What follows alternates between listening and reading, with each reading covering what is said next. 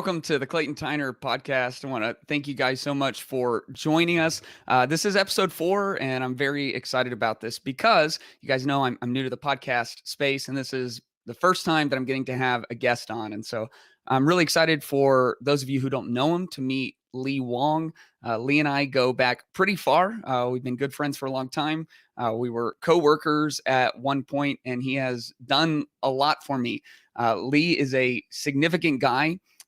He has one of the best minds that I know. He has one of the best scopes on leadership and mobilizing people that I know. When I got to San Antonio, I was hired to come into town.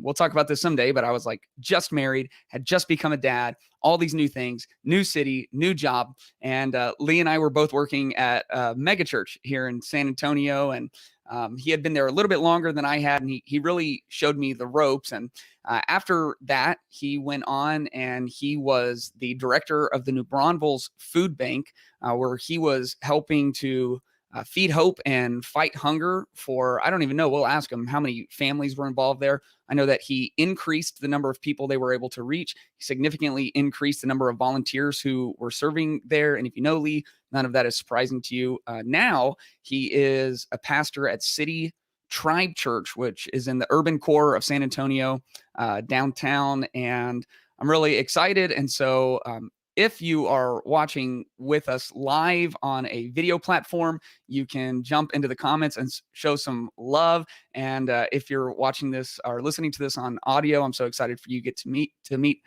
Lee Wong. So let's bring him in. What's up, Lee? What's up, Clayton? Thanks for having me on the podcast.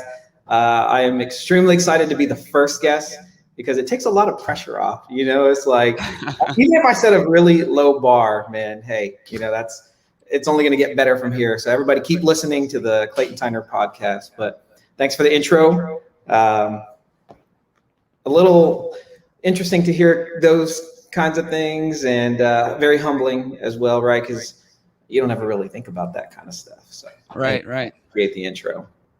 Yeah, man. Well, I really don't know if you know this, but you know, those who are listening, my actual day job is a pastor and a preacher, and so I get to preach 40 or so times a year. And it's what I love to do. It's actually what I oddly knew I wanted to do from a very young age. And now there was a gap there, you know, where my prodigal years, where that's not at all what I wanted to do. But for most of my life, I wanted to be a preacher.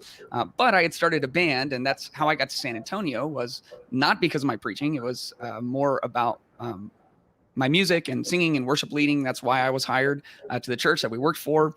And they actually made it very clear to me, because they knew I had a passion to preach, that I was not going to be preaching. And I was like, we'll see about that, because I know how pastors get, like Thanksgiving and New Year's, and, you know, nobody wants those spots anyway. So we'll see what happens. But Lee was the first person to put me on.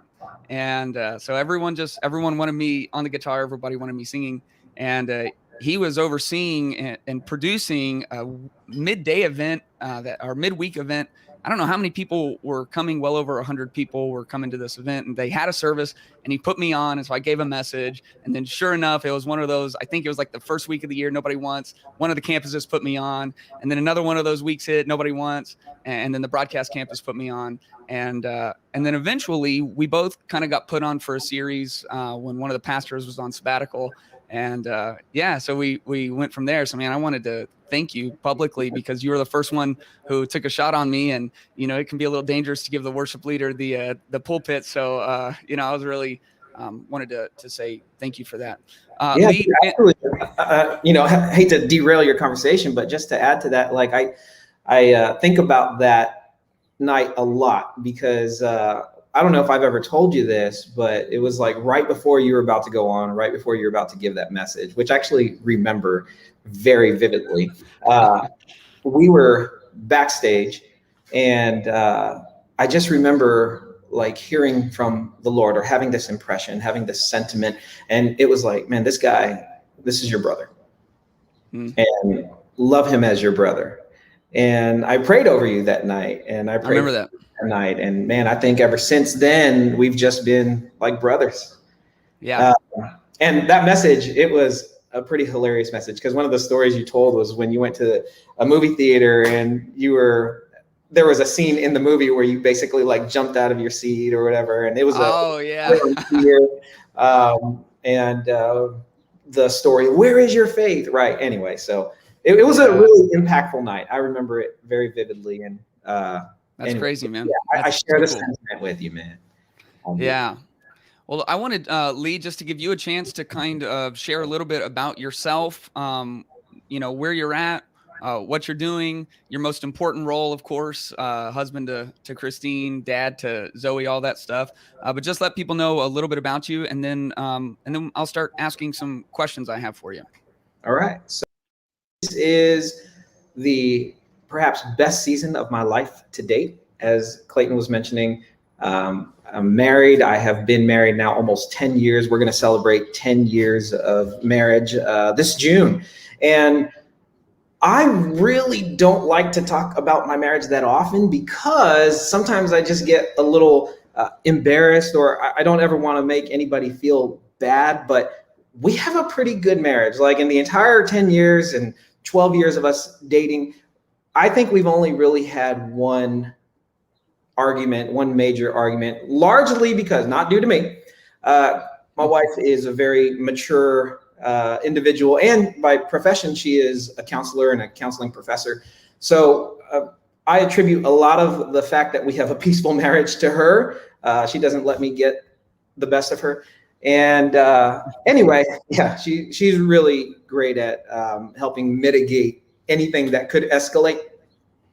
But it's been 10 amazing years, and we brought Zoe into the world, Zoe Anastasia, and her name is actually a reflection of our faith and our heart for her, for the world, because Zoe is the Greek word that's used for life abundantly, life in its fullest possible capacity, life the way that God intended. And Anastasia is a form of the Greek word for resurrection. And, our hope is that she would live with the hope of the resurrection, and also take the hope of the resurrection and breathe life into people. So that's our heart for her, our heart for the world. And she is just so amazing. She just turned 2 recently. Really, really enjoying this season of life, as I mentioned. I'm currently on staff at City Tribe Church. City Tribe has been in the urban core of San Antonio, Texas, one of the fastest growing cities in the nation. And they've been here, I think, 13, 14 years. I've been on the team officially now about 18 months or so. And my role, we don't really do titles here. If we were going to use like the church lingo or whatever, it's like I give oversight to the ministries. So pastor of ministries, which in like the more secular world, the marketplace, it's like the programs person, right? Director of programs. So anything that's associated with like development. So our children's development, the students, teens, right? Their development, our tribes, getting people in small groups. And our freedom ministry, helping people uproot, weed out whatever hurts, habits, hangups they might have. So that's me in a nutshell right now, and longtime friend of Clayton Tyner. So that's right. Right. Well, man, I love that. I want to talk a little bit, right before you came back into, vocational ministry or ministry as a job. You were at the New Braunfels Food Bank, and I know that you're probably uncomfortable to, talk too much about your own success, and that you're going to give a lot of credit to a lot of other people. And not that that's not undue, but you helped lead them to reach a significant amount of people in the New Braunfels area. Can you tell us a little bit about that? Sure. Yeah. My stint at the New Braunfels Food Bank, I think, was perhaps my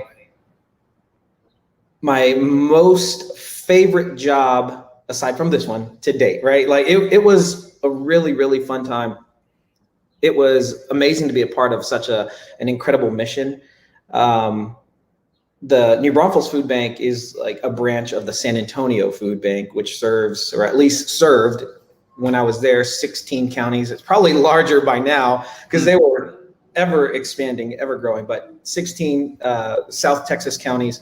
And where I was in Comal County and Guadalupe County, those were the fastest growing counties in all of Texas, right? So we were seeing about 200 new families every single month coming through our doors. And that was on top of, again, this is at the time that I was there, the 66.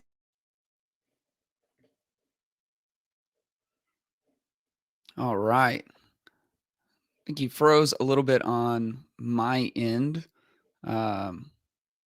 Let's see if we can. Oh, there we go. All right. That's in addition to the, I think you're going to say 66,000, 67,000 families. 100 families. Oh, wow. In that year. Yeah. How is this, by the way? So I had this contingency of getting my There we go. It's situated. good. It's good. Yeah, it was so humbling to have such an opportunity. We had this holistic approach. The San Antonio Food Bank is brilliant. I think their CEO, Eric Cooper, you've heard me talk a lot about Eric, man. I hold that man in such high regard. He really is a pillar in this community. And, you know, to be able to be in close proximity with him when I had those opportunities to have the breakfasts with him, the lunches with him, and to be able to listen to him and pick his brain, man, he's so brilliant. You want to talk about like high level leadership, that guy, whole other level, whole other ball game. He took the organization to a level where it's like almost $150 million nonprofit organization. Like, who does that, right? But anyway, Crazy.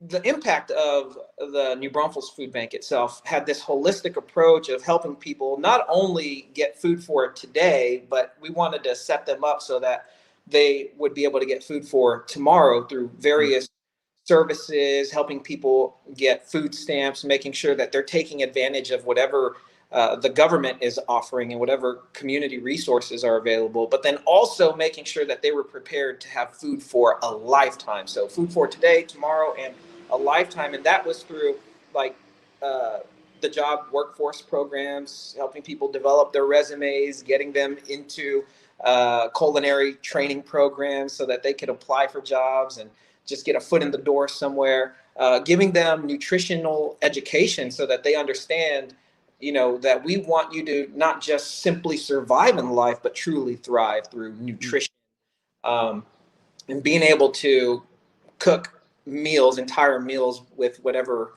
you've been given in the Food for Today program, right? So those were just some of the components of it. There's more educational components of the gardening program, right? Helping people understand how to grow their own food so that they're never without food or anything like that. But my time there, it really helped me see how the food bank itself is a lot like the church in a sense, right? The only thing I felt like what I would love to see at some point in the future is an organization that does what the food bank does, or at least the food bank that I worked for did and does, and then leveraging the opportunity to take those families, the 200 new families a month and the 6,600 families a year, and convene them that we might inspire them with the truth, who is Jesus. Now, I know this isn't like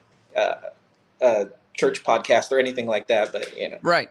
Well, and so I want to kind of, I wanted to set who you are and who you've been for the last 10 years or so, because I want to contrast that. And if you've seen the title of today's podcast, you know, we're talking about skepticism, and that's something I really want to touch on, and spirituality. And then if we have time for it, we're going to talk about sneakers, and we're going to try to tie the whole thing together. And so that's who you've been. But what I know about you, and maybe what we can do a little bit, is contrast some of our upbringing, because you didn't grow up with a belief in Jesus, and you didn't grow up with a sense of spirituality.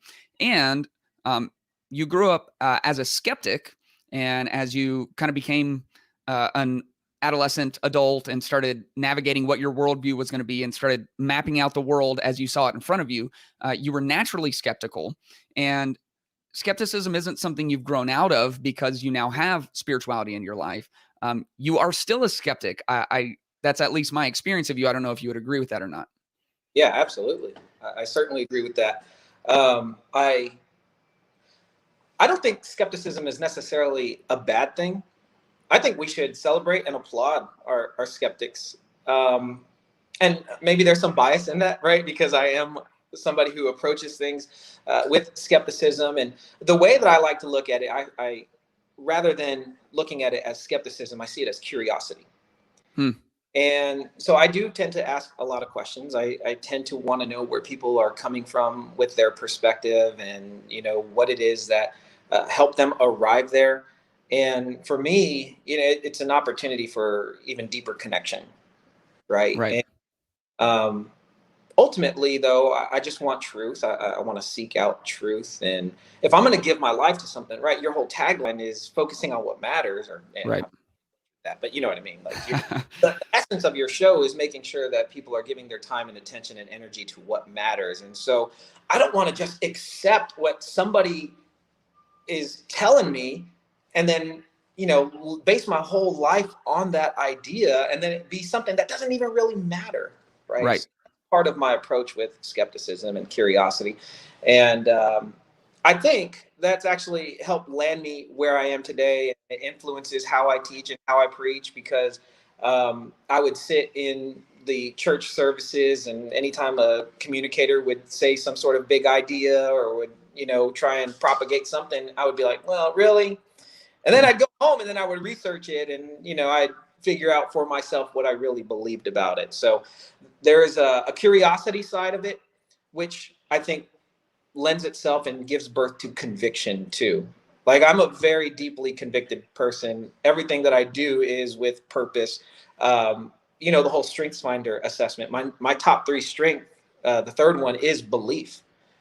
Right. So everything that I am convicted by drives me. But yeah. So where do you think, because here's my observation is, number one, that skepticism is given a bad rap. And so, a skeptic is seen as someone who doesn't have enough faith, or is difficult to convince. Or I think sometimes we conflate skepticism with pessimism, right? Which I think is a false dichotomy. Right. Or that we see it as a skeptic is always a contrarian, which is like skeptical without conviction, just for the purpose of standing in opposition to something. Right. So my observation is that generally, as a culture right now, at least in the West, we basically just hear something, read something, or see something and believe it instantly, and that's why, like, there's always like the fake deaths of celebrities. It's like, how many times have they killed Eminem at this point? And it's like, I don't know, it's got 4 million retweets, and everyone thinks that like M is dead, and we're just like instantly, we just buy all of it. And so that's generally an observation I have, is that people are not very skeptical. In fact, we would probably benefit greatly from a little bit more Socratic method in our life, and assuming that at the very minimum, a claim needs some further investigation before we wholesale adopt it into our beliefs or allow it to color our perception of the world or the political party that's on the other side of the aisle, or whatever it is. So where did that come from? Is that something that you were raised in? Was that intentional, do you think, by your parents to have you kind of test and prove what information comes your way? Or did you develop that in more of a social sphere, or do you know? I am not exactly sure where my personal skepticism comes from. I think if I look back in my life, some of where my skepticism in terms of faith, it came from, ignorance, if you will. Meaning that I didn't grow up in a household that really practiced any sort of faith, right? My parents weren't practicing Catholics. They would identify, but there were probably only a handful of times. And by the way, this isn't a bad thing, Mom and Dad, if you're ever listening or watching. All right. Sure. Love you guys. You guys did an amazing job, obviously. Yeah. We would go to mass on the major holidays, but I can only remember like 2 or 3 times in my life where we actually did that. Right. And it's so vague that it tells me that it was like when I was extremely young that we actually went to mass.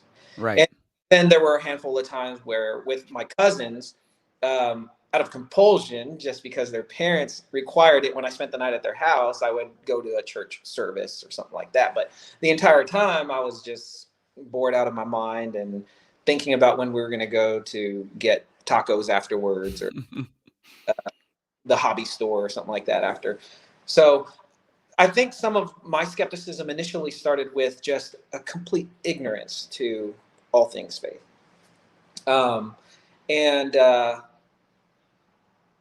And so there,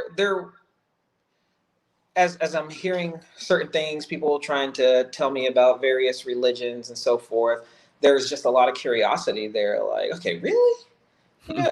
And when I was in college, I took world religions for a couple of semesters. I took mythology, and there's all the philosophical conversations, and you're kind of trained to question everything. But as you're learning about what the various human groups have believed all throughout the ages, you're somewhat mind blown. You're thinking, oh my gosh, especially here we are in the 21st century, right? And you're just like, I can't believe you would believe such stupid things, right? And the way now, or at that point, I would think to myself, well, okay, they were just using religion to be able to explain things that we now are able to explain through science. Right. Right. So again, I just felt like it was just a bunch of ignorance. And there was a point where I think ignorance turns into arrogance. So there's probably ignorance that evolves into just perhaps innocent arrogance, right? You're in college semesters of a couple of world religion courses, and you think you have everything you need now to know everything that there is about all things faith and all things religion. And I made a decision, I made a conclusion that, people who believed in God, they were just pretty dumb. And God was a myth, and it was just a means by which you can control people. And God was a means by which in which people groups throughout history were able to explain things that they could not at the time. Right. And go ahead. Yeah, it was definitely a convenient way around what we would call a theodicy, which is a theology of suffering, or a theology of evil, you know? And so why didn't my crops grow this year? Or why did the hurricane hit? Or why did the plague wipe everyone out? Depending on where they are, whoever their god or gods were at the time, it's just a super convenient excuse. And on one hand, it's like, we can't really blame people for that. And so I have a lot of thoughts about what you shared, but I think I'm going to follow this line, which is what you see when you look back in history is you see what appears to be an innate desire in everyone to orient their life towards something higher. And so, in the ancient world, the tops of mountains were known as the abode of the gods, right? Because they were high, and there's something that's higher than you. And you think about how freaking difficult it is to climb a mountain now. You have to have like belays, and you have to be pretty strong, and you have to have some skill. And we like go to little gyms and practice on fake mountains and stuff. It's like no one could get to the top of the mountain. So that must be where the gods are, because we can't access it. And then if you lived in the plain lands and you looked at the stars, and the stars were, it's like astrology was kind of your answer. And as soon as people realize there's some kind of cycle to the stars, it's like beautiful, and the sun is very big, and seems very powerful, and burns your skin and everything else. And so we have like this desire. And I mean, there's evolutionary biologists who will go to bat for the fact that this is actually something that is ingrained inside of us. And these are not theists, these are not people pushing for God, but that we have, maybe even that they'll find it through an evolutionary process. This thing, it almost necessitates us finding something as our highest good. And so at the point that you decided there was no God, and to believe in God was really just a foolish excuse for either controlling the masses or alleviating your own idea of pain and suffering. At that point, what was your life oriented towards? Because you're such a reasonable guy. And I would say that even during that time, you had a high priority on things like truth. And so I think sometimes in the Christian world, we make these movies where all atheists are like murderers and rapists. It's like, obviously, if you don't believe in God, you're going to be the worst version of a human being that you could possibly be. And that's patently false. There are people who don't claim belief in God and who are doing more good than a lot of the people who are in pews every Sunday morning. And so it's like, let's be fair about this, because there is some deep desire for there to be a higher purpose in your life. And it's like the adventure of life to find that. But what shape does that take, or what shape did that take in your life at the point you kind of came to the Nietzschean conclusion that God is dead? Well, that point in my life, when I think about what I was going through and what I was feeling, I think there was a lot of loneliness. Mm. Parents had just relocated to the Carolinas. My brother had taken a job over there, and he and his wife, they tried to be closer to her family as they were going to start a family of their own. And my parents didn't want to be away from their first grandchildren, and so they went over there. And my sister was still here in San Antonio, but she was doing her own thing. She's an adult living her own life. And I was going through college, living in an apartment all by myself at this point. And I just didn't have any guidance, right? I didn't have any direction. I didn't have any grounding, which ultimately was a good thing. Don't get me wrong. But I just remember feeling incredibly, incredibly lonely. And to answer your question as to essentially what was my pursuit at that time or whatever, I think I just put all of my time and energy in this earth, in this life, in the here and now, and wealth and status became my priority and my pursuit. And, I just felt like that would give me the sense of worth that I desired.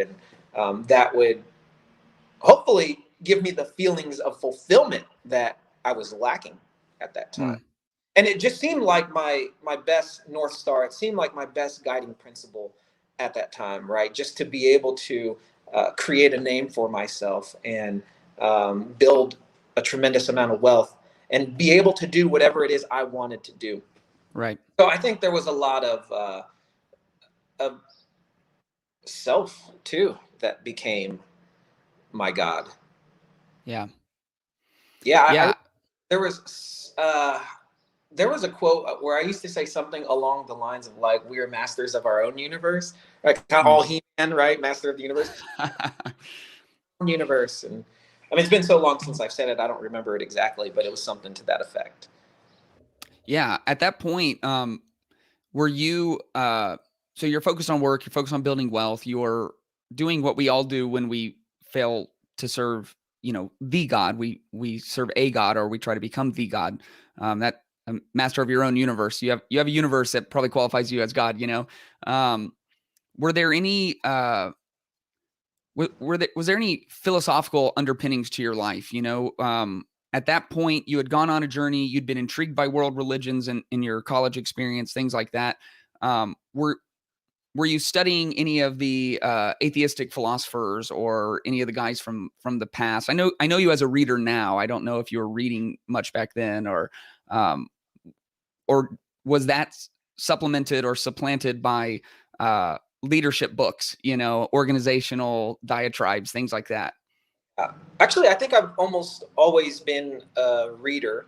And the answer to that question is yes to everything for the most part, because I was still pursuing truth, but I was open to whatever that truth would be. And some of that truth was, believe it or not, I don't know that I've ever talked about this. It's kind of funny. The Chinese philosophy of like feng shui. Oh, yeah. And so there were certain decisions that I would make according to that philosophy, where it was like, man, you gotta have a red blanket underneath your mattress for wealth and protection, and you had to have a round table, and you had to have certain mirrors everywhere. And again, I'm so far removed from that, like I don't remember all the details of it. Right. Feng shui, I had like all these feng shui books, and I can sort of identify with it as somebody who's half Chinese. Right. and it seemed to make sense. I mean, the Chinese civilization has been around for a really long time, and so there has to be some wisdom in it, is what I was thinking. And they've got to know a thing or two, Right. with their feng shui. And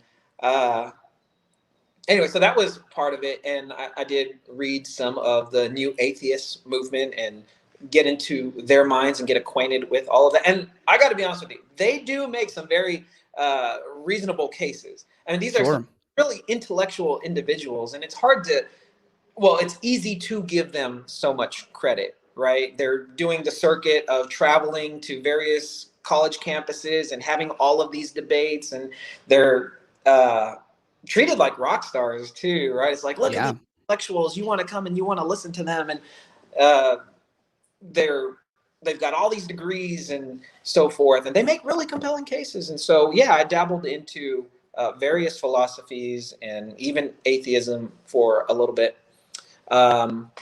And I'm trying to think if there's anything else that might jump out right now, but those are the two big ones.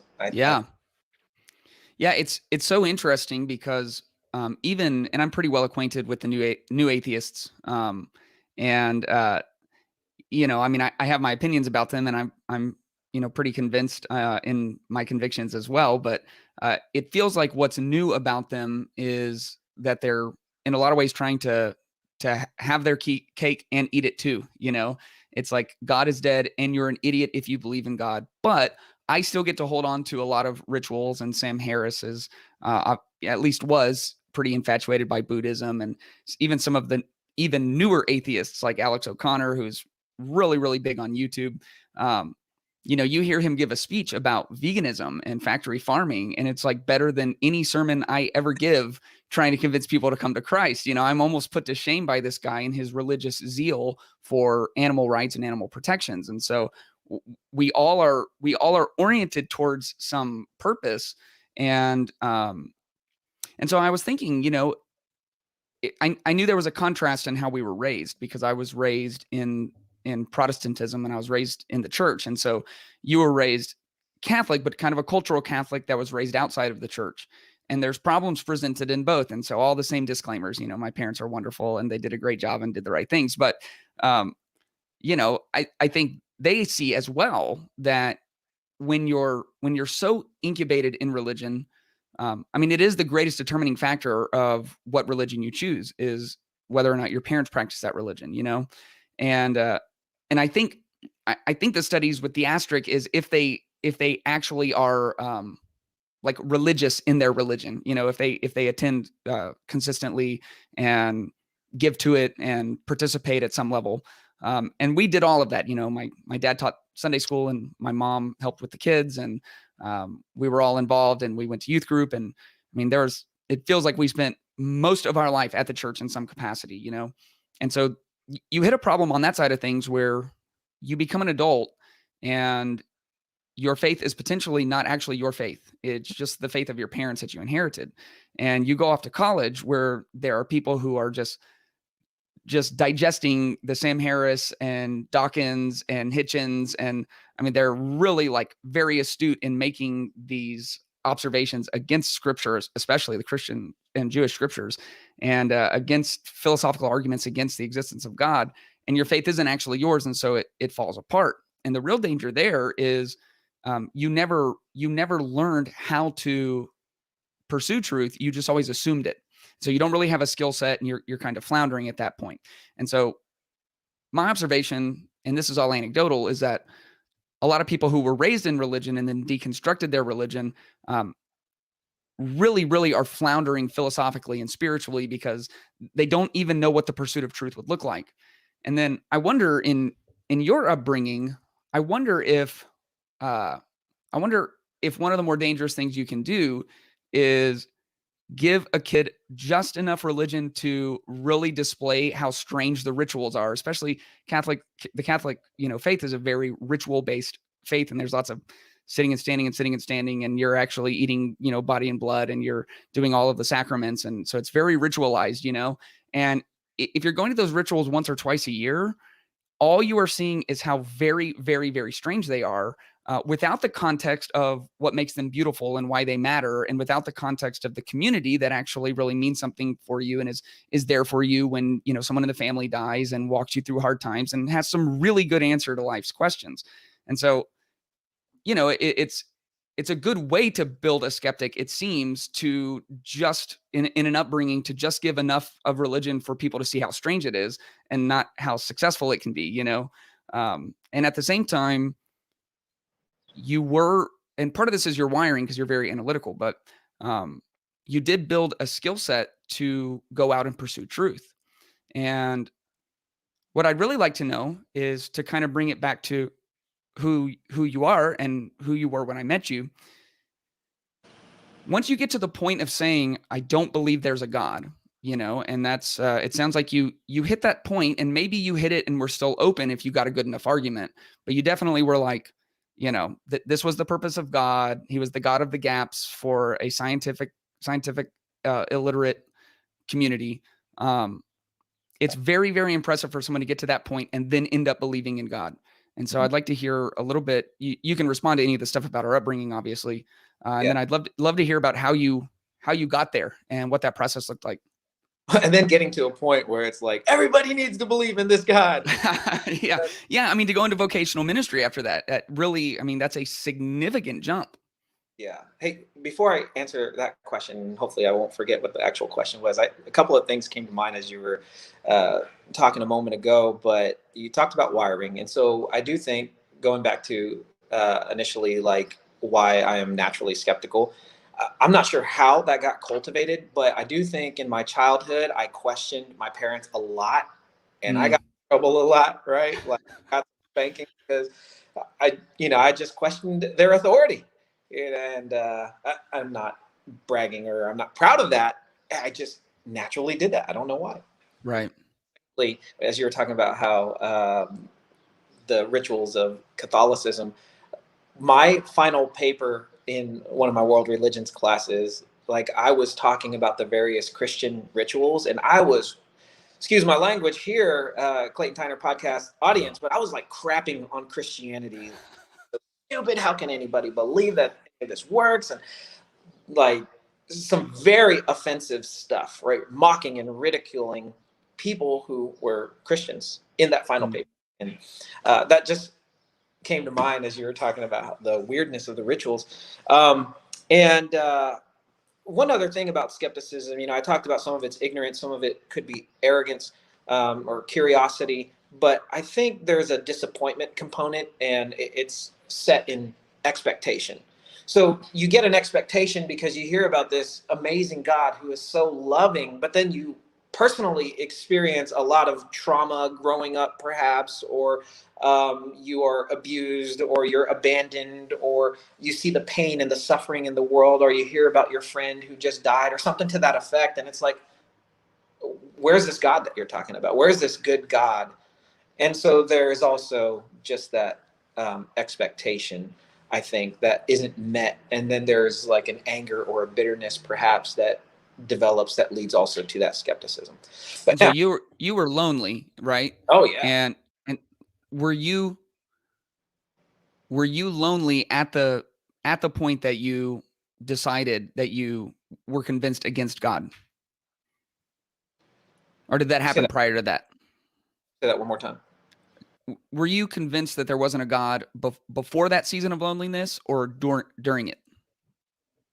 I think before, but that season catapulted and it actually catalyzed a downward spiral towards depression, actually. So, I mean, we can go before I even answer the other question.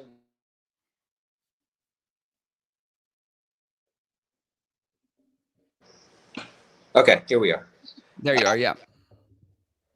Yeah. So that season of life, the loneliness, I graduated college, took a job at one of the Fortune 50 companies, went to their headquarters in downtown Dallas.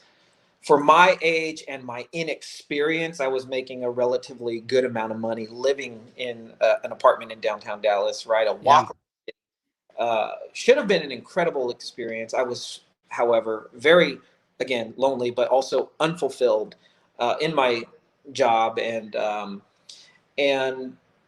mean, I think I was really discouraged at the fact that I wasn't yet a billionaire and I wasn't the CEO of that organization. And, reality sets in.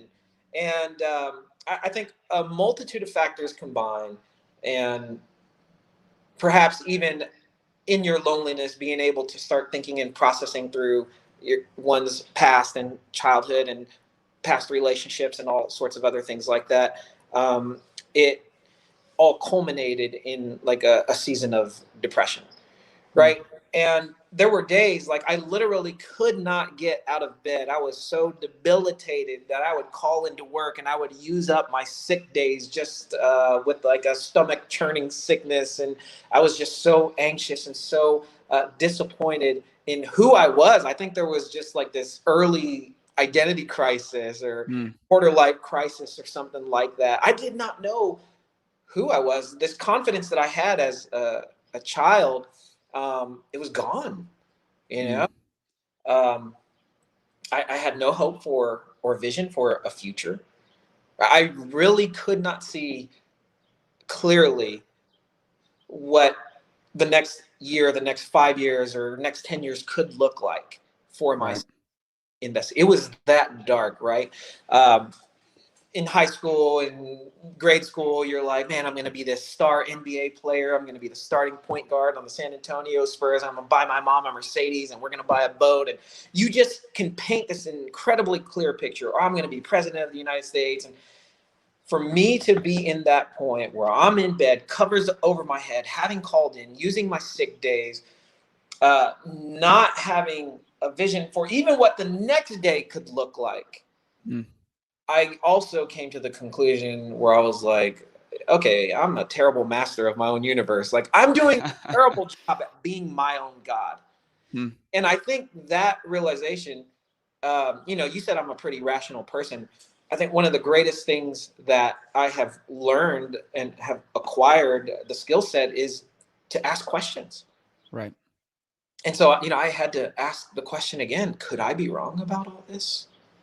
Because if we're all masters of our own universe and I'm doing a terrible job at being my own God, like this cannot be the best that life has to offer.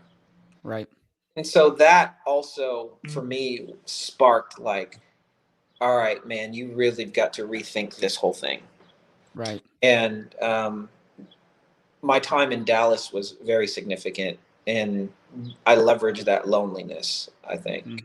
So at first, the loneliness was an affirmation in your belief that there wasn't a God, because if there was a God, why would your life suck so bad? Right. And then you brought up what I think is probably, you can go to the cosmological argument or the teleological argument. You can go through all of that stuff, and everyone's going to have their answer, and it's philosophy. So it's like, everyone's right in their own mind, and you're going to convince a certain number of people with your arguments. But the problem of suffering, I think, is the problem that keeps most people who've been exposed to Christianity away from the Christian God, because we are making a claim, not just that God loves, but that God is love. He is the definition and the fullness of love. And he's not just good, he is all good. And he's not just wise, he's the locus of all wisdom in the world, right? So those are some very, very big metaphysical claims that don't seem to match up to a life where, and Lee, you were a successful guy. You were a successful athlete. I think you were the president of like a national chapter of a fraternity or something like that. So I mean, it wasn't like you'd been scraping the bottom of the barrel your whole life. You had done a good job, and now you're in a Fortune 50 company, and you're making good money. You're doing all of the right things, and you can't get yourself out of bed to go to work. And so it's like, so eventually, I think that actually, you said it, I leveraged my loneliness and realized you're a bad master of your own universe. And you might have done that decades and decades sooner than some people are able to, who aren't thinking as analytically as you are about your current circumstances. Most people are just suffering, and they're feeling their suffering. And you're a little bit odd because you're feeling your suffering and you're thinking about your suffering and you're thinking about your suffering. And you're reading a lot and you're pouring in and you're actually on a search for truth, which most people are on a search for happiness. So if you're on a search for happiness and your life freaking sucks, then it's like, there's not really an answer. The answer is to spiral and to find some addiction to numb it or something like that. But you're on a search for truth. And so your lack of happiness isn't the end of the road for you because you're now looking for a better truth, which I think is really, really a significant thing.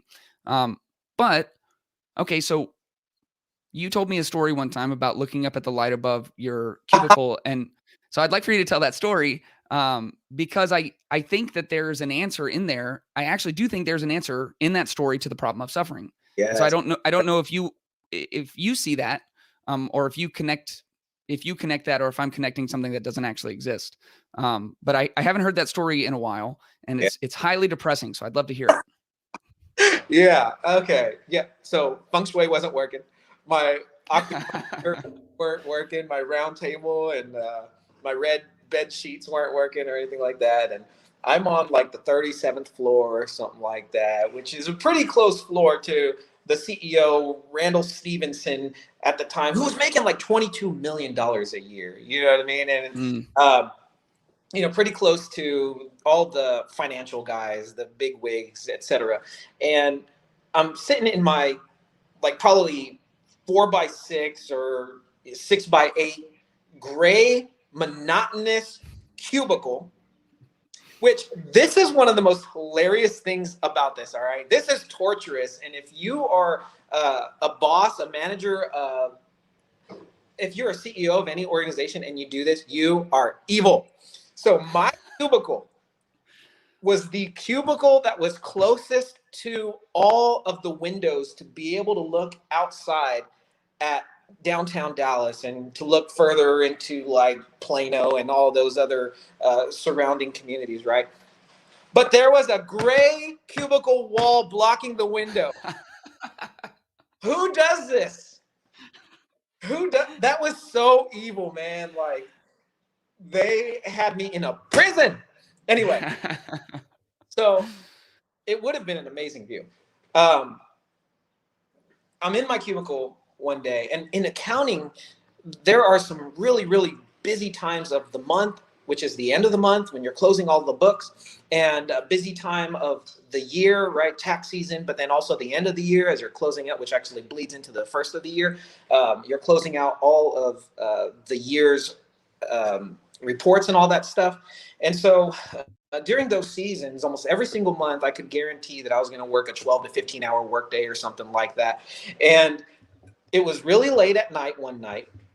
I think it was like 9 o'clock ish. Everybody was gone except for the accounting team. And we're in there like number crunching like monkeys or whatever. And I'm sitting there and really discouraged as somebody who is in his early 20s, who should be out like getting ready to go to the club or hanging out, getting drinks on a rooftop bar or something like that.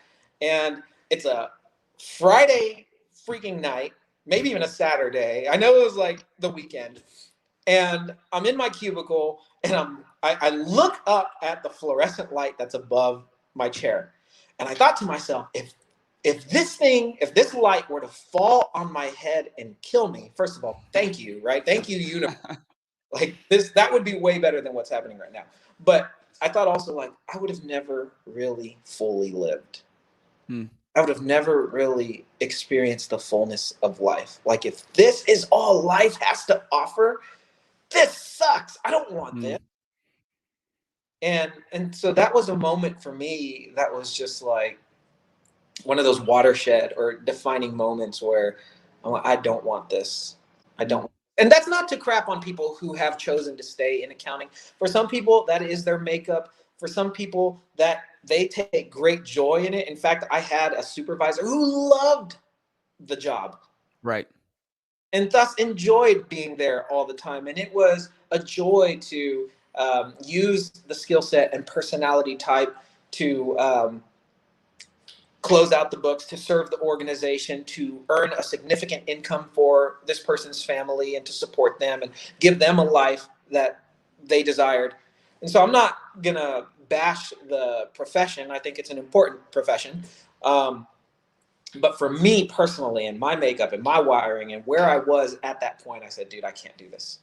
I do myself for another 40 years living this way. And that was a game changer for me. It's huge. Yeah. Yeah. And if Janet, my accountant, is listening, I need you to stay an accountant. So, Love you. Yeah. Yeah. It's almost the story's almost like a novel, and the Great Cubicle Wall it's such a metaphor, man. Like there's life right beyond that. But there's no way to see it, and there's no way to get to it, and there's no way to embrace it. And, part of the problem of suffering is that life is suffering. And so I know that people want an answer for why that is. And I think that there are some pretty compelling arguments from the theist perspective of why there is suffering. And, a simple take, and I think I actually used this last week, but C.S. Lewis said something like, how would we know that a stick is crooked if we have never seen a straight one, And so, evil is the progressive pulling away from what is good. And if there isn't something transcendent or outside of what we are, as the foundation for what is good, then good is subjective, which means there's no straight lines. All straight lines are only theoretical straight lines. And what is a straight line to a slave owner in the 1600s might be different than what is a straight line to us in 2021. And so, that's when you get into consequentialism in morality. And it's like, well, whatever has the fewest consequences for the greatest number of people, and that's what's moral. Or utilitarianism, which is like, well, whatever benefits the most people and leads to the most pleasure for the most people, then that's what moral is. And so it's like, all right, well, now we are the masters of the universe again, and we're deciding what the straight line is, and then everyone else is wrong except for us, And likewise, we don't even really understand what the future is. And we don't really fully even grasp time or how it functions. It's like we've gone so far in scientific discovery, and we don't even know what consciousness is, and we don't know where our thoughts come from, and nobody understands dreaming, so it's like we barely know anything about the life that we're living, and yet we have ingrained in us this deep desire for something in our future. And you're sitting in your cubicle, and you have this man-made construction blocking you from seeing your actual life you could be living.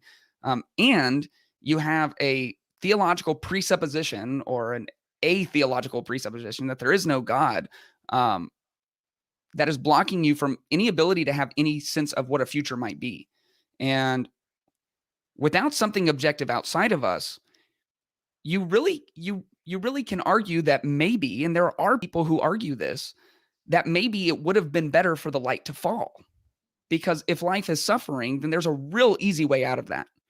And there are people who make those arguments that, there's so much suffering in the world that it should be illegal to have more kids, and we should just slowly become extinct, And these aren't crazy people in alleys. These are people in top universities around the world making arguments like this, And so, okay, so you have this moment, and it's like there's more to life, and everyone's going to say that at some point, and none of us have any idea the significance of what that means.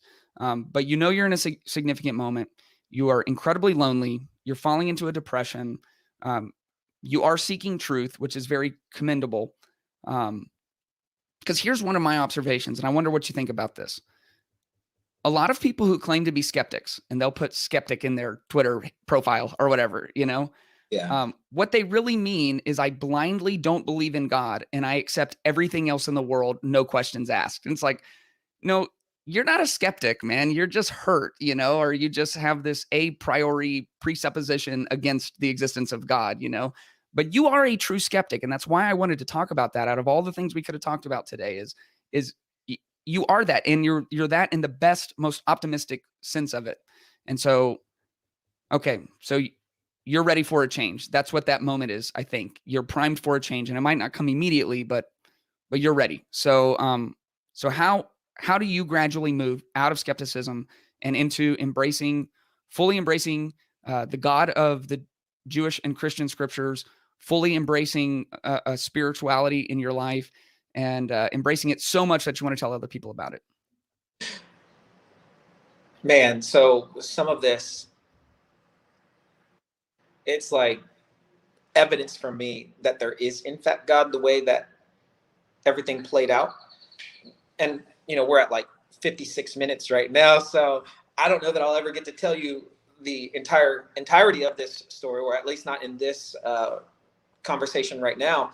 But there have been several times where there have just been these almost like divine appointments where God will send, or where there will be a person, the right person at the right time, that will confront the exact situation that I'm in and almost be a guide in that season.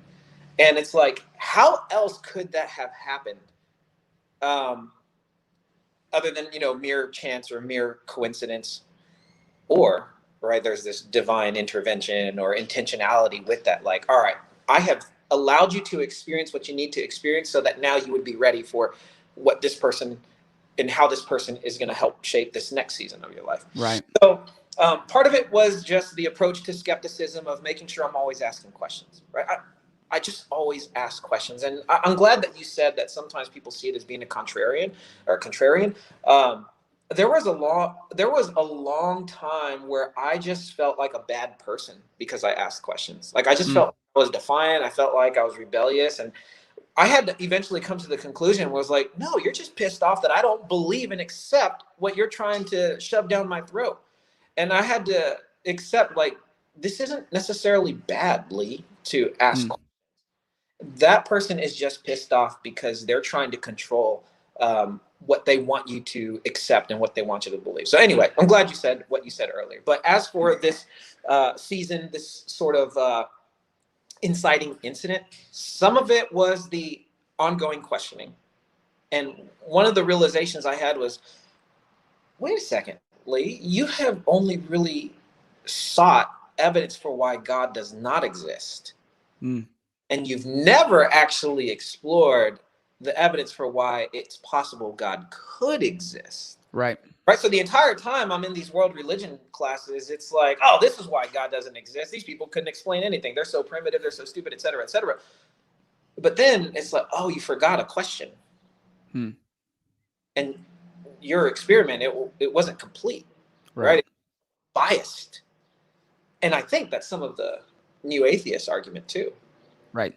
If they were to go down the road of other skeptics, Lee Strobel, for example, who wrote Case for Christ in his exploration, in his journey, I think that many of them would be very surprised as to the evidence that is in fact out there. Yeah, I think you've pointed out two things that should be red flags to all of us who are on a pursuit of truth, who are wanting to explore what matters at a deep level. If someone's philosophical or theological standpoint is not strong enough to handle your questions, that should be a red flag. It doesn't mean they're wrong. It could mean that, they grew up with a sibling who always questioned their intentions or something, and they're now projecting that onto you. But even in, organizational leadership, political leadership, when someone is offended by just basic questions about their positions, that should be a red flag. Like, if your position is right, then it should be able to withstand whatever questions come against it. And the other thing you said is, it's like we have to work to curate our viewpoints in a real way where we see both sides of it. And I'll tell you what should be a big red flag is I've watched quite a few debates with some really good Christian apologists and some of the more famous atheists. And quite a few of the atheists, the question will come up to both of them, what, if anything, could convince you? And normally, not always, but normally the Christian apologist will say, like, man, I mean, if you could really show me the bones of Jesus Christ, I would have to walk away from this. Like, we're staking our whole claim on this guy coming back to life. And we realize that is something that goes above and beyond what is natural in the world. And it is a miracle, and we're putting our whole faith in it, So, like, man, if you can bring me some Polaroids of Jesus, from 36 AD, it's like, I'm in trouble, And And the atheists usually will say nothing can convince them. And what they'll say is, if I looked in the stars and it said, dear Clayton, I am real, that I would first, make all these other assumptions, which is fine. But at the bottom of it, I would assume there is a materialistic explanation for it, because there has to be, because I've already a priori ruled out anything supernatural happening. And so same thing. If a politician has a different view, but no level of fact would ever convince them against it, then they're not looking for truth. They're looking to win. And I think that's huge, because that is how you become a well-rounded skeptic, which could be argued as a pretty powerful way to live. Is I've got to look at both sides of this, and I've got to be willing to ask the right questions. And if someone can't handle the weight of my questions, maybe it's just them. But if a whole movement of people, if every pastor in every church can't handle any of my questions, then there's a chance that they're really on shaky ground. Yeah, which I think this is a great opportunity to just encourage folks to either listen to the audiobook or read the book. You're probably going to do a podcast on this in the future, but Adam Grant, the industrial organizational psychologist, his new book, Think Again, right? Stay curious. And that doesn't necessarily mean that you don't have any convictions per se, but it's better informing them and allowing them to. So we just got to stay curious. And I think that's partly what helped me, is just the curiosity that is innate in me. But the other thing was, I saw the fruit. So this is those divine appointments, divine interventions that I was talking about. There was, at this point, I was in San Antonio, and I was rooming. Well, no. Actually, that was not the case. I was visiting San Antonio, my old roommates. And we were all just hanging out. And there was this young lady there. And I'd be lying if I said she wasn't gorgeous and she wasn't beautiful, she wasn't physically attractive. That is absolutely true. Right. And so obviously the direction where this is going, it's my wife. We would hope. Yeah. But now my wife. But we were all around in a circle in the living room. It was really late at night. It was like 2, 3 in the morning, and everybody's just having a good time playing some game. I think it was like Pictionary or something like that. But that game night, it evolved into just a really meaningful conversation. And in that conversation, everybody was just talking about their values, etc. But as that young lady, now Christine, right? She, as she was talking, and I got to listen to her, and I was like, man, there's something just completely different about this girl. And it makes me think of just how in First Peter, he just talks about how women in that first century, to his recipients, how they were encouraged to conduct themselves around their husbands, right? That their husbands might be won over even without a word, and that their external adornment isn't as important as their internal adornment of their hearts, right? That they would be individuals of gentleness and meekness and confident calmness in their faith. And ultimately, that is what Christine was putting on display, right? She was being a light in that conversation that was just completely refreshing for me, because I'm sitting there and I'm listening to her, and I'm listening to how she's talking, and the confidence and the optimism and the gentleness and the love that she had. I was like, wait a second. This is not any ordinary person. Like, she's not somebody that I'm used to hanging around. At the time, with the various parties and various other social circles that I was around, there was probably a lot of hating, right? Another woman wouldn't compliment another woman, and they would have those like passive aggressive like remarks about what they were wearing, would wear that kind of stuff, right? Or something. Right. But Christine was just so uplifting, and there was just something about her presence that really was beautiful. It was beyond the external beauty. And I remember that night, I told some of my old roommates, after she had left and she and her friends had gone away, I was like, dude, that is a woman you take home to mama.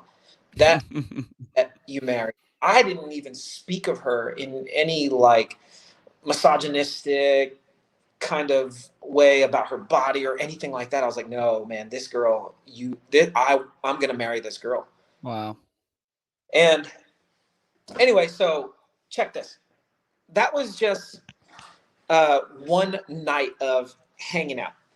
And fast forward like 9 months, we hadn't hung out, we hadn't talked or anything like that. But out of the blue, while I was living in Dallas, she sends me a picture of a Chihuahua with like antlers. It was an invitation to a church, but she didn't include the entire invitation. It was just a picture of a Chihuahua with antlers.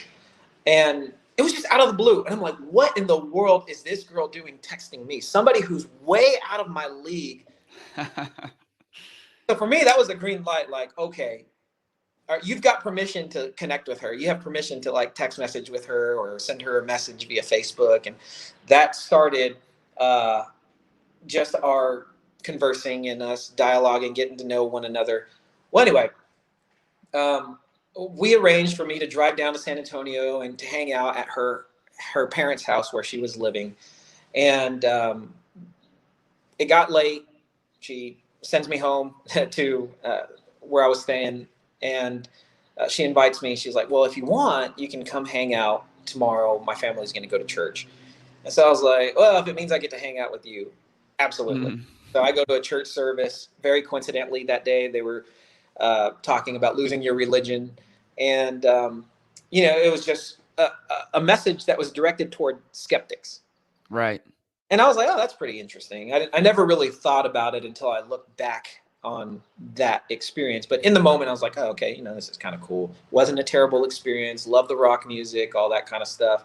But most importantly is as I got to hang around her and I got to hang around her family, I saw the fruit in their life that was something that I wanted, that I didn't even know that I wanted. But there is just this peace and there is just this joy and there is this gentleness. There is a love in their family, in their household that you can just feel and you can see. And it's like, wait a second, man, you guys are sticking out like a sore thumb. It's just vastly different than the rest of the world, right? They're set apart, if you will. And at the time, I didn't attribute it to their faith, but ultimately where over the months of just getting to hang around with them and being a part of their family meals, and they prayed before every family meal and having conversations with her parents, I end up learning that, and this is public information, so I'm not like betraying their trust or anything like that. They'll talk about this, that 30 years prior to that, Christine's mom and dad, they just were in a really bad place in their relationship. They were then what I was going through in that season, right? Wow. I was just like, man, this life kind of sucks. There wasn't any passion, which they said, they would rather have had it. They would have rather have had hatred in their marriage, because then there would have been some sort of sentiment. There would have been some sort of passion, right, at least, but there was just apathy. And the only reason they didn't get divorced was because it was taboo at that time. Sure. Right, in the Mexican culture and the Catholic tradition. And that was the only reason they didn't get divorced. And so one day, recognizing just how terrible their relationship had been for about 8 years or so, right, just kind of going through the motions, my now father-in-law, he opened up his phone book. And he was like, you know what, we're going to go to church. And we're going to go anywhere that my finger lands, right? So he just kind of did this magic wave of the hand, and he put his finger they ended up going to that church, and that day they were in tears listening to the message and listening to the music. And at that point in history, right, there was a lot more altar calls, and they accepted the altar call. And that day they said, you know what, we're going to give our lives to Jesus, and whatever we're doing is not working. And so they were saved that day, or perhaps even prior, but that day they made a recommitment to following Jesus, and they decided that they were going to live according to his teachings, and they were going to raise their children to know who Jesus is and to live according to Jesus's teachings as well. And they were going to impart that life to them. And okay, so fast forward 30 years, and now they have this family that is distinct from all the other families that are chaotic and arguing and hate each other. And their house is just so fruitful, right? All the fruits of the Spirit that we hear about were in that house. And it was a picture for me to say, okay, if this is what Jesus is offering, I should probably really come to know what this Jesus person is all about and what he's like, etc. So they were a timely, I guess, interruption or intersection in my life as I was on my journey of pursuing truth and exploring. Well, I never really got the evidence for God. You know what I mean? Right. And it was huge for me, because even to this very day now, 12 years in their lives, 10 years married, and we lived with Christine's parents for a season as Christine was completing her doctorate, and I get to see the behind the scenes. And to this day, I mean, it is all still very real. Wow. You know, there are some parts or sometimes where I'm just like, all right, when is this act going to be up? Boy, when is this? Yeah. When do we drink the Kool-Aid here, you know? Yeah. But it's like, no, they're genuinely transformed people. Wow. And God has honored that. Yeah. Has blessed that. I mean, Christine and her brother are best friends, you know, and they've been into that relationship, and their family is pretty tight knit. Christine's got really close friends that she's had all throughout her life. One of her bridesmaids was her best friend since kindergarten. Brother-in-law is his best friend. Emiliano, they've been best friends for God knows how long. I mean, like, they are a picture of what life following Jesus produces. Does it mean they're perfect? Absolutely not. Like, they're very human, don't get me wrong. Sure. I don't want to paint this picture of like perfection or whatever, but I'm just saying, on this earth, that's like the best picture that I've seen of fruit. Yeah. Of following Jesus produces. So anyway, that helped in my journey of like, well, I've never really looked at the evidence for God. Well, there was some evidence right there as to his impact. You know, we all need guides, you know, and we think like we desire so much when we're kids and we're trapped at home and we have to listen to our parents, you know, and every kid, I mean, you have a kid now and I've got 3 kids, and, you know, it's like you're a superhero until you're an idiot, you know, and then you're an idiot for 8-10 years or whatever. And they just can't wait and they don't want to be supervised, you know? And I was thinking about this yesterday. Supervision is something that has such a bad rap, but it's like super as in supernatural, like above and beyond. Supervision, it's like vision outside of yourself, because you actually can't observe yourself. It's almost impossible. And we're looking at ourselves on computer screens right now, but we're not seeing ourselves. We're seeing a digital inverted version of ourselves, you know? And it actually, I mean, I almost, you know, I broke my brain one time thinking about the fact that I'll never actually see myself. I think it's impossible, you know? I mean, I can see my hands and I can look down and I can see from my perspective, but it's like, you know, my hair to me parts to my right, but to everyone else, it parts to their left, you know? And that's a very weird thing. And so we don't want supervision. And so we get out and we want to be independent, the master of our own universe, but we desperately need guides. And I don't know if I've ever told you this, but I've thought it every time I've heard about your time in Dallas, and I've heard about it a few times. I always think of the beginning of Fight Club, and now, now that you've added feng shui into the mix, I'm just like, it makes it even more perfect. You know, you're just in this like dank workplace and you hate everyone and you're in your apartment and it's just like perfectly feng shui IKEA furniture, you know, and you can see all the prices on it. And, so that whole, everything we've talked about, it's like we're all born with a deep desire for purpose, a meaningful future, and we're all built for adventure.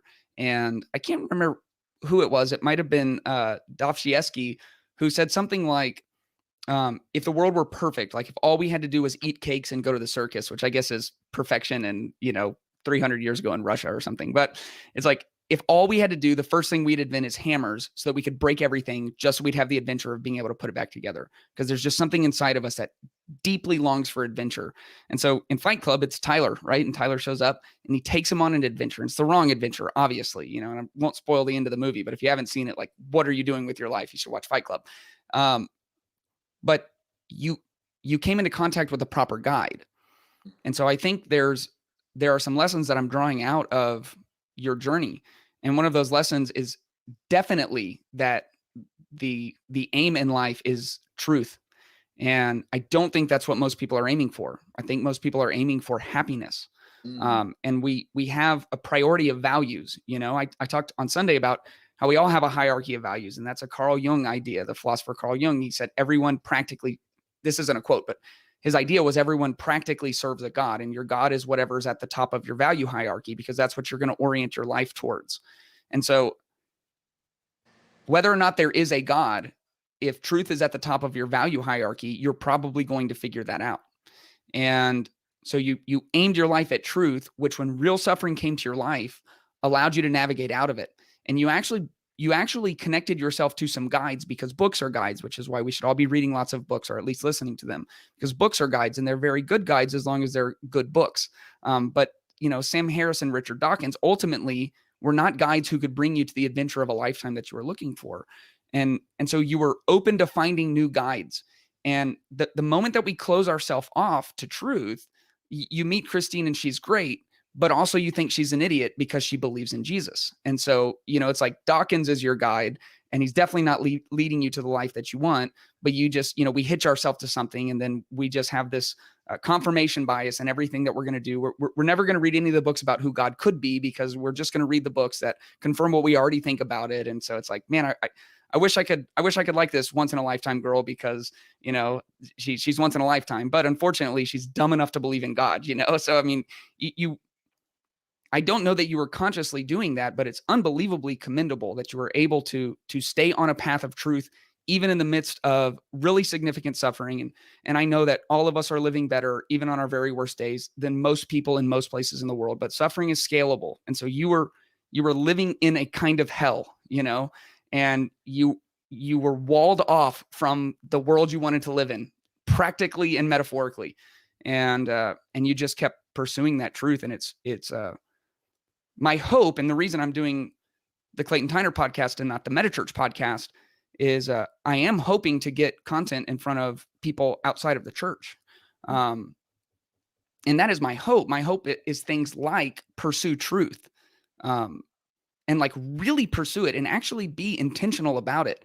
And, you know, question the information that you're taking in, because chances are you have found a bias and you're just feeding your bias.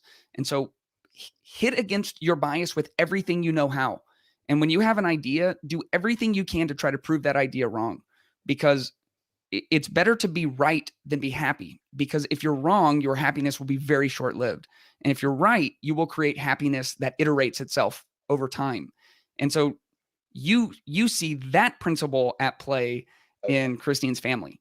Yes. Is happiness, fulfillment, and adventure iterated across time so significantly that you keep waiting to be like branded into the cult, you know? It's like, how is anything actually like this? And then for those who are listening who are Christians, we are called to be Christine. We're called to be guides to people, and for our lives to be demonstrations of the light inside of us to such a degree that people who have decided there is no God will actually go on an adventure and go down a path to explore whether or not that could be true. And I think that's really, really significant as well. So we're at an hour and 20 minutes, and we haven't talked about sneakers yet. And, you know, or spirituality, well, we got there a little bit. So, you know, my tens of listeners are going to be very disappointed if I don't hit all three parts of this title. And so I want to make sure that we get there. Okay, so at some point in this journey, you become a sneakerhead, right? So Yep. So when is that? So I think I've almost always been a sneakerhead. Okay. But in this journey, in this season, when I was so lonely and I was making more than I had ever made, and was single, I had a lot of resources to be able to spend, and it felt good to just buy a whole bunch of shoes. And so I think growing up in the golden era of basketball, Oh yeah. and I think about that like Mike commercial. Sometimes I dream that he is that, man, that was just so inspirational, right? And I think a pair of shoes for me, it gave me sort of an identity, and it gave me a sense of hope as to what I could become, which was a superstar point guard for the San Antonio Spurs growing up. And so I think I've always just attributed shoes with that feeling of inspiration and that feeling of hope and even identity, right? Right.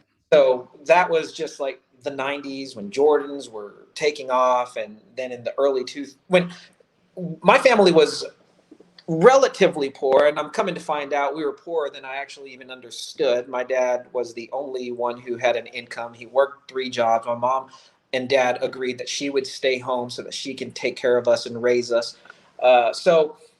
Growing up, I always wanted these shoes, but they were too expensive. And my parents did the best they could to get me what I desired.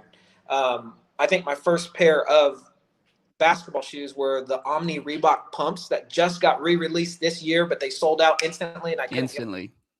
But at the time, I remember my siblings were like, "You're going to spend how much on shoes for Lee?" But my parents, they wanted to, contribute to my dreams of being a basketball player.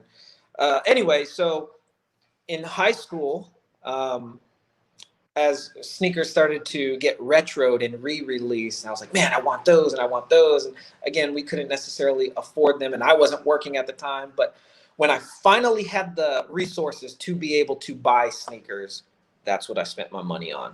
Mm-hmm. I ended up with a climate-controlled storage unit, triple digits. I can't tell you how many hundreds of pairs of shoes I had, but definitely more than I could wear in a lifetime. Mm.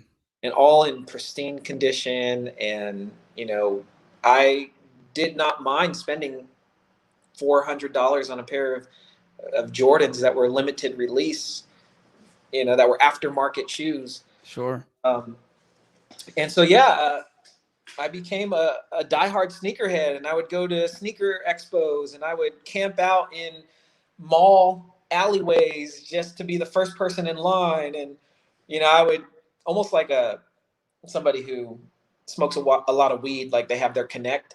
Right. I had my Connects at Champs Sports, and I had my Connects at Foot Locker, and all that stuff. And